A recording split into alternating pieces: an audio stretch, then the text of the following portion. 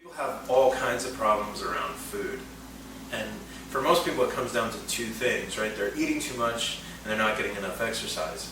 But within those two things, it takes all kinds of different habits. Some people feel like they're eating too much late at night. Some people are hiding food.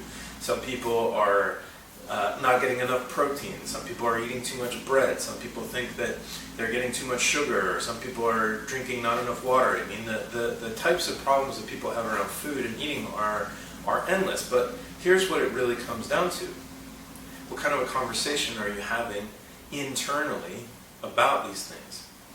And when you can make that conversation less of a drag, if you will, and a little bit nicer, a little bit more hopeful, a little bit more forward thinking, then all of these problems start to be a lot easier to deal with.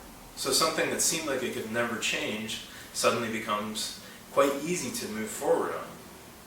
So most people, when somebody comes in with a problem, they deal with that problem. They deal with the symptom of the problem.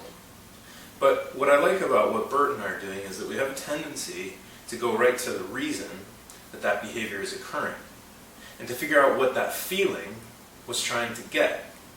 And not only what that feeling was trying to get, but where it came from. And if you can change that feeling, then you can change that behavior. And if you can change that behavior, you've suddenly got a new habit that's working a lot better for you in terms of accomplishing what it was that you were trying to do. Yeah, I mean, the thing about diets, right, is that they have an end. And when you have something that has an end, then you're really just playing along until that person with that bat standing behind you turns away. And most of us can do that for a while, but what we're interested in doing is fundamentally changing that relationship to yourself so that you don't need to diet, because it becomes a lifestyle. And we've all done this. Everybody that's done a diet knows that for this period of time, I'm going to behave in this way. And the only out that you've got is that you're just behaving until you get to the end of the diet. Until you get past that wedding or that trip to the beach or that high school reunion, whatever it is. And then you just go back to the old way of doing things. In the back of your mind, you know that you're going to go back to that old way of doing things.